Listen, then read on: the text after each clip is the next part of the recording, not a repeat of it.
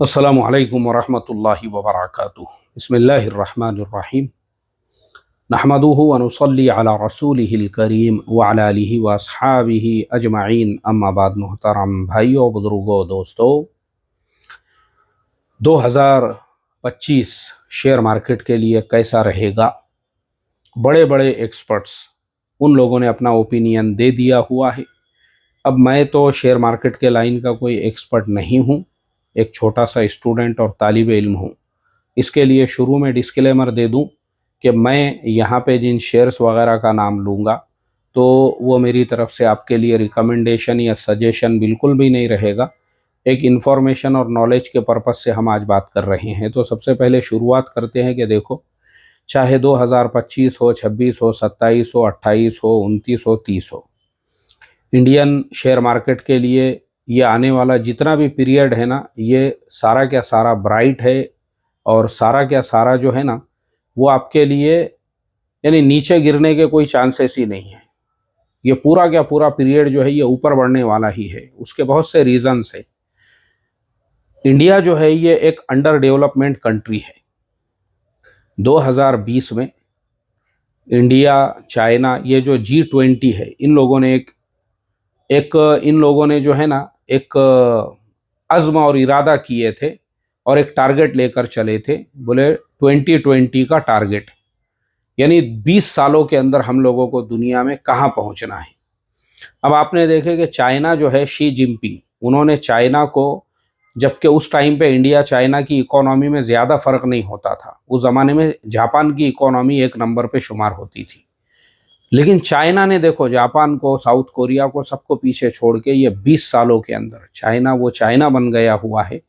दुनिया की सबसे फास्टेस्ट ट्रेन आज चाइना में चलती है। उस टाइम पे चाइना में एक भी बुलेट ट्रेन नहीं थी और आज जो है चाइना के हर शहर को बुलेट ट्रेन से जोड़ दिया गया है। उस ज़माने में बुलेट ट्रेन सिर्फ जापान में चलती थी। आप देखो चाइना कहाँ से कहाँ पहुँच गया। तो जो 2020 का टारगेट था चाइना ने अचीव किया। इंडिया में मनमोहन सिंह साहब अभी पिछले कुछ दिनों पहले जिनका देहांत हो गया। आपको मैं बता दूं कि इंडिया के डेवलपमेंट में सबसे बड़ा हिस्सा मनमोहन सिंह साहब का ही है। उन्होंने इंडिया में ये सारी चीज़ें लेकर आए जो आज हम इंडिया में देख रहे हैं। वरना पहले जो है ना, असल में इंडिया की जो पॉलिटिकल जो बेस था इंडिया का, वो थोड़ा सा रशिया से करीबी था। तो इसलिए जो कम्युनिस्ट वाला का जो माइंड सेट है वो इंडिया में हुआ करता था उस ज़माने में। तो कम्युनिस्ट मुल्कों में आपको ये चीज़ मिलेगी कि वो ज़्यादा ग्लोबलाइजेशन को एक्सेप्ट नहीं करते। जैसे अभी आप नॉर्थ कोरिया की मिसाल ले लो कि बाहर पूरी दुनिया से वो कटा हुआ है। इसीलिए अब आप रशिया को भी देख लो। अमेरिका, रशिया दोनों एक दूसरे के टक्कर के मुल्क है, लेकिन रशिया का जो रूबल है वो इंडिया के 1 रुपये के बराबर है। और वहीं पे अमेरिका का डॉलर जो है, क्योंकि अमेरिका जो है वो कैपिटलिस्ट कंट्री है और रशिया जो है वो कम्युनिस्ट कंट्री है। तो कम्युनिस्ट मुल्कों का ये एक बहुत बड़ा प्रॉब्लम होता है। और दुनिया में बहुत सारे ऐसे कम्युनिस्ट मुल्क हैं जिन मुल्कों की करेंसी भी जो है वो एकदम आपको मेरा एक कम्युनिस्ट मुल्क में जाना हुआ था, वहाँ पे मेरे ख्याल से मैं वियतनाम भी गया था और भी एक मुल्क में मेरा जाना हुआ था। तो वहाँ पे भी जो है ना, वियतनाम के अंदर मेरे ख्याल से 5,000 जो वहाँ के डोंग थे, वहाँ पे शायद वहाँ के 5,000 डोंग जो है अपने इंडिया के हिसाब से, मैंने कुछ दुकान से बिस्किट वगैरह कुछ लिया था तो अपने यहाँ के कुछ 100-200 रुपये के बराबर वो होते हैं। इतनी ज़्यादा वहाँ की करेंसी जो है वो गिरी हुई है, टूटी हुई है। तो इस तरह से हर कम्युनिस्ट मुल्क का यही होता है। तो इंडिया भी जो है ना उस ज़माने में कम्युनिज़्म के इसमें था, यानी हमारे यहाँ पे जो हुकूमतें हुआ करती थी, कांग्रेस पार्टी वगैरह, तो बाहर के मुल्कों को हमने आने नहीं दिए। इसीलिए उस ज़माने के अंदर इंडिया की पहली जो कार है खुद इंडिया की, वो मारुति सुजुकी की है। उसकी भी पूरी हिस्ट्री, तारीख अगर आप पढ़ेंगे तो संजय गांधी ये इंग्लैंड के अंदर पढ़ा करते थे और वहाँ पे इन्होंने जो है मैकेनिकल इंजीनियरिंग के अंदर तालीम हासिल की हुई थी। और जब इंडिया ये आए तो इनके दिल में ये था कि मैं इंडिया की पहली कार बनाऊं। तो जो इंडिया की पहली कार है मारुति 800, आपको मालूम होना चाहिए कि संजय गांधी साहब ने ही उसका डिज़ाइन भी बनाए थे और पहली कार भी उन्होंने ही बनाए थे अपने खुद के प्राइवेट गैरेज में, क्योंकि उनको कारों को मॉडिफाई करने का बहुत शौक़ था। तो उन्होंने खुद अपने हाथों से बनाई और इंजन जो है वो सुजुकी कंपनी के साथ में उन्होंने टाई अप किए। अब अगर आप रोड पे निकल जाओगे तो आपको 10 गाड़ियों में से 8 गाड़ियां मारुति की नजर आएगी। सुजुकी या एस लिखा हुआ होगा, तो मारुति सुजुकी दोनों एक ही है इंडिया में जो है। तो अब आज जो है इंडिया में मारुति सुजुकी, देखो आप शेयर मार्केट में भी 16-17 हज़ार रुपये में एक शेयर है मारुति सुजुकी का। कहाँ से कहाँ कंपनी पहुंच गई हुई है। तो शुरुआत किसने किया था? संजय गांधी। और उसके लिए स्पेशल गवर्नमेंट के अप्रूवल, अब वो ज़माने में तो उनकी जो माता जी है इंदिरा गांधी जी, वही प्राइम मिनिस्टर हुआ करती थी। तो बाहर के कंपनियों को इतना ज़्यादा इंडिया में उस ज़माने के अंदर पूरे यानी बहुत ज़्यादा रिस्ट्रिक्शंस थे। तो इस वजह से वो भी बड़े मुश्किल से, अब क्योंकि उनकी माता जी ही प्राइम मिनिस्टर थी, इसलिए सुजुकी कंपनी के साथ में यहाँ जो कंपनी बनी उसका नाम मारुति रखा गया। दोनों का मिलके आपस में टाई अप हुआ और फिर वो मारुति का प्रोडक्शन जो है उस ज़माने में शुरू हुआ। फिर दोनों ने मिलकर, यानी पहली कार तो उन्होंने ही डिज़ाइन किए थे। तो उस ज़माने के अंदर जो है ना, बाहर के मुल्कों के लिए हमारे मुल्क के दरवाजे बंद थे। तो इंडिया के लोगों को कंप्यूटर किसे कहते हैं वो मालूम नहीं था, लैपटॉप किसे कहते हैं वो मालूम नहीं था, एटीएम किसे कहते हैं। अभी देखो यहाँ पे आज जो है मेरे बाजू में 2-2, 3-3 एटीएम पड़े हुए हैं, यहाँ पे ऐसे रखे हुए होते हैं ये। लेकिन मैं जो है आज हर बैंक क्रेडिट कार्ड बेच रहा है आपको। लेकिन आपको मैं बता दूं कि ये सारी जो चीज़ें हैं ये सब मनमोहन सिंह पहली मर्तबा जब वो हमारे देश के फाइनेंस मिनिस्टर बने, वरना इंडिया की इकोनॉमी पूरी तरह से ख़त्म हो चुकी थी। जो हमारे पास में यूएस डॉलर का साठा होता है, मराठी में उसको साठा बोलते हैं या हिंदी में उसको शायद जमा पूंजी कहते हैं, जो हमारे पास में यूएस डॉलर की का जो स्टॉक था, यानी जितने भी थे गवर्नमेंट के पास में, वो ख़त्म होने आ गए थे। तब मनमोहन सिंह फाइनेंस मिनिस्टर थे और उन्होंने कहा कि देखो हमको अपने देश के दरवाजे दुनिया के लिए खोलना ज़रूरी है, दुनिया की सारी कंपनियों को इजाज़त देना चाहिए। और क्योंकि वो फाइनेंस मिनिस्टर थे, उन्होंने डबल पीएचडी की हुई थी फाइनेंस और इकोनॉमी में, तो उन्होंने जो है ये उनकी बरकत थी कि उन्होंने जो है इंडिया के दरवाजे खोल दिए पूरी दुनिया के लिए।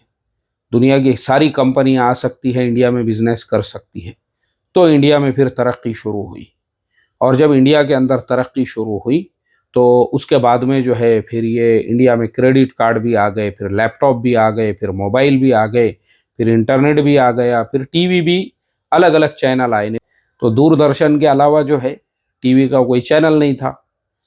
मनमोहन सिंह ने जब इंडिया के लिए जो है दरवाजे खोल दिए, उसके बाद फिर भरमार हो गई। सोनी टीवी, मोनी टीवी, जी टीवी, जी टीवी, आज तक, कल तक, सुबह तक, शाम तक, और फिर उसके बाद में जो है ये सारे जितने भी चैनल शुरू हुए, ये सब जो है उन्होंने जब खोल दिए इंडिया के दरवाजे, फिर हमारी इकोनॉमी स्ट्रांग होने लगी। तो भारत में अब जो हम तरक्की देख रहे हैं ना, असल में मनमोहन सिंह ने उसी ज़माने के अंदर, वो जो पहली मर्तबा प्राइम मिनिस्टर बने थे, उसके बाद से लेके 2014 तक जो थे ना, तो उन्होंने 2050 तक का पूरा हमारा एक ढांचा बनाया हुआ है। तो आज हम जो देख रहे हैं ना, अब जैसे हमको नज़र आ रहा है नितिन गडकरी साहब स्पीचेस के अंदर बोलते हैं कि हमने इतना बड़ा जो है हाईवे बना दिए और रोज़ाना इतने किलोमीटर, तो ये सब मनमोहन सिंह के ज़माने का पूरा प्लान था कि कहाँ से कहाँ तक कितने हाईवे बनेंगे। और ऐसे ही उन्होंने जो है अभी अब जो तरक्की हो रही है, इसकी मिसाल आप समझ लो, जैसे एक बिल्डिंग है, उसकी बुनियाद रख के उस पर 4 फ्लोर की बिल्डिंग बन गई। अब आगे के फ्लोर बन ही रहे थे कि मनमोहन सिंह की हुकूमत ख़त्म हो गई। अब उसके ऊपर जितने फ्लोर बन रहे हैं, यानी हमको भारत में जितना डेवलपमेंट आज नज़र आ रहा है, जो नया डेवलप हम देख रहे हैं, वंदे भारत ट्रेन, ये सारे प्रोग्राम मनमोहन सिंह के ज़माने के ही है। तो इसके लिए उसी को बाद की हुकूमत ने कंटिन्यू किया, उसमें कोई चेंजेस नहीं किए, क्योंकि मनमोहन सिंह बहुत बड़े इकोनॉमिस्ट थे। तो आज हमारे देश में हम जितनी तरक्की देख रहे हैं, ये इसमें बहुत बड़ा हिस्सा जो है मनमोहन सिंह का है। लेकिन 2020 चला गया, लेकिन हमने अभी तक वो टारगेट अचीव नहीं किए जो 2020 का टारगेट था। लेकिन चाइना ने अचीव कर दिया, अब हमने जब नहीं अचीव किए ना, तो अभी हमको वो टारगेट अचीव करने को बहुत टाइम है। अभी तक तो बुलेट ट्रेन एक भी शुरू नहीं हुई हमारे यहाँ पे। अभी हमारी नॉर्मल ट्रेनों में ही वांदे चालू है, जगह के, बैठने के, रिजर्वेशन के। तो अभी जो है ना, इंडिया में डेवलपमेंट का बहुत बड़ा स्कोप है। और अभी जो G20 की बैठक हुई थी, उसमें यह भी तय हुआ कि इंडिया से लेके यूरोप तक ट्रेन भी चलेगी। अब देखो, ये सब आगे के अज़ाइम और इरादे हैं। तो इसके लिए इंडिया एक अंडर डेवलपमेंट कंट्री है। तो शेयर मार्केट की लाइन से वो सारी कंपनियां जो देश के डेवलपमेंट में लगी है, आपने उनके शेयर खरीद के भूल जाना है आपको। रोड बनाने वाली कंपनी, हाईवे बनाने वाली कंपनी, सीमेंट बनाने वाली कंपनी, और ऐसे ही जो है इंफ्रास्ट्रक्चर वाली कंपनियां, ऐसे ही फार्मा सेक्टर, आईटी सेक्टर, बहुत सारे सेक्टर से, क्योंकि अभी डेवलपमेंट हुआ ही नहीं है पूरी तरह से। बहुत बड़ा स्कोप है अभी डेवलपमेंट का। तो ये सारे कंपनियों का उसमें इस्तेमाल होगा जब डेवलपमेंट चलता रहेगा। तो फिर इसी तरह से फर्टिलाइजर कंपनियां हैं, इसी तरह से जो है उसके अलावा जो है और भी एक सेक्टर है, जैसा ईवी का है।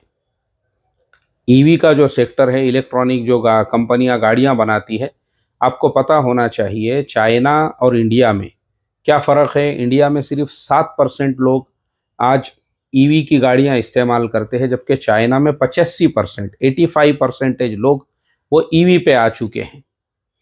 अब इंडिया जब 85% ईवी पे पहुंचेगा, तो ये जो कंपनियां हैं आज जो मार्केट के अंदर आ रही है इलेक्ट्रॉनिक गाड़ियों को लेकर, ये कंपनियों में आपको कितना बड़ा स्कोप मिलेगा, आप बताओ मुझे। तो कैसा है अभी अंडर डेवलपमेंट। तो पहले तो मैं एक बात और क्लियर कर दूं बीच में, कि शेयर मार्केट की लाइन ऐसी है ना, इसके अंदर आप अपने ज़रूरत का पैसा लेकर ना आए।